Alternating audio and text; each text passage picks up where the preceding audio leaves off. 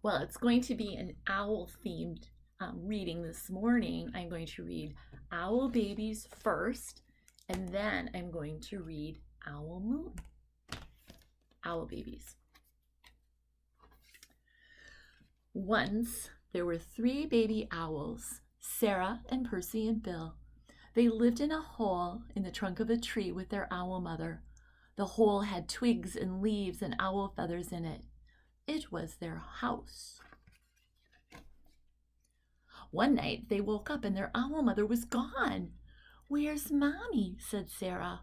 "Oh my goodness," said Percy. "I want my mommy," said Bill.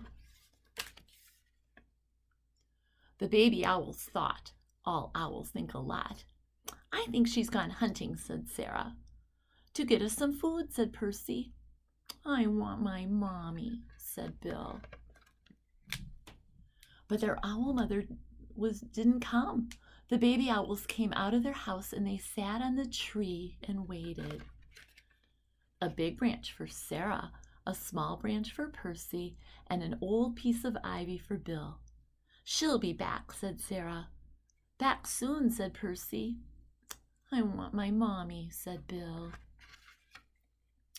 It was dark in the wood and they had to be brave, for things moved all around them. "She'll bring us mice and things that are nice," said Sarah.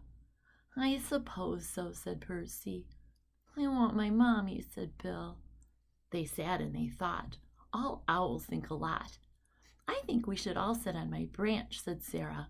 And they did, all 3 together. "Suppose she got lost," said Sarah. "Or a fox got her," said Percy. "I want my mommy," said Bill. And the baby owls closed their owl eyes and wished their owl mother would come.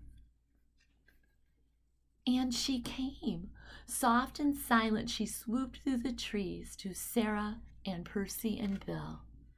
"Mommy," they cried, and they flapped and they danced and they bounced up and down on their branch. "What's all the fuss?" their owl mother asked. "You knew I'd come back." The baby owls thought. All owls think a lot. "I knew it," said Sarah.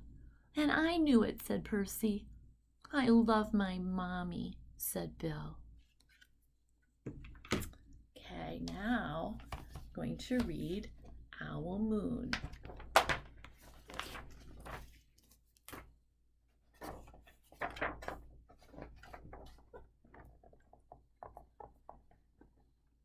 It was late one winter night, long past my bedtime, when Pa and I went owling.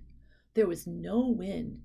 The trees stood still, a giant statue, and the moon was so bright the sky seemed to shine.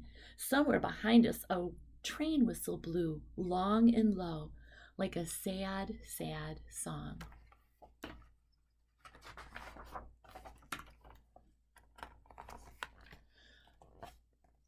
I could hear it through the woolen cap Pa had pulled down over my ears. A farm dog answered the train, and then a second dog joined in. They sang out, trains and dogs, for a real long time, and when their voices faded away, it was as quiet as a dream. We walked on toward the woods, Pa and I. Our feet crunched over the crisp snow, and little gray footprints followed us. Pa made a long shadow, but mine was short and round. I had to run after him every now and then to keep up, and my short, round shadow bumped after me. We reached the line of pine trees, black and pointy against the sky, and Pa held up his hand.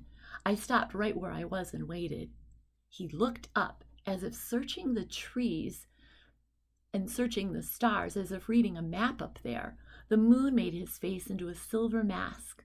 Then he called, "Hoo, hoo, hoo, hoo, hoo, hoo."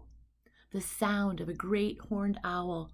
"Hoo, hoo, hoo, hoo, hoo, hoo." Again he called out, and then again.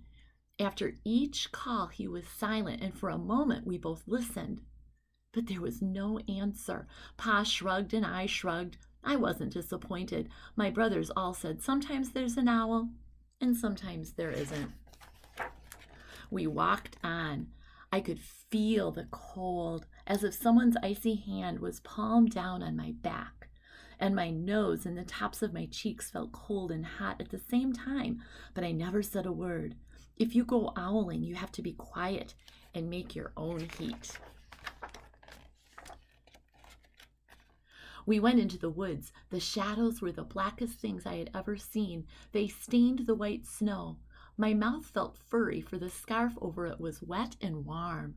I didn't ask what kind of things hide behind black trees in the middle of the night. When you go owling, you have to be brave. Then we came to a clearing in the dark wood. The moon was high above us. It seemed to fit exactly over the center of the clearing, and the snow below it was whiter than the milk in a cereal bowl.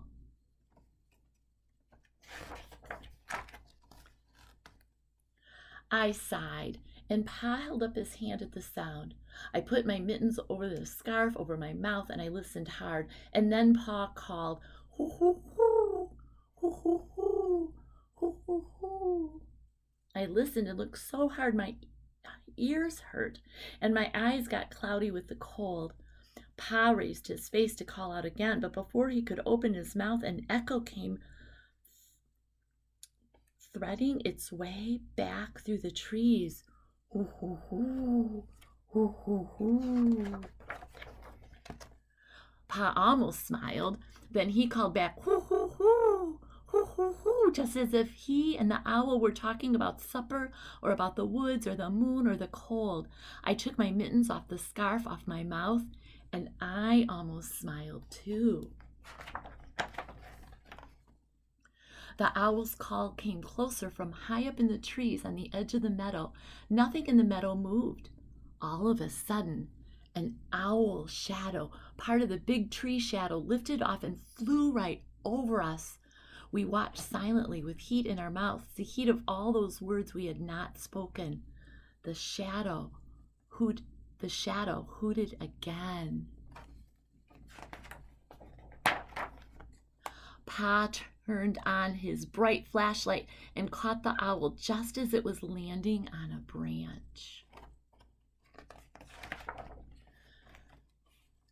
For 1 minute, 3 minutes, maybe even 100 minutes, we stared at one another. Then the owl pumped its great wings and lifted off the branch like a shadow without sound. It flew back into the forest. "Time to go home," Pa said to me. I knew that I could talk. I could even laugh out loud.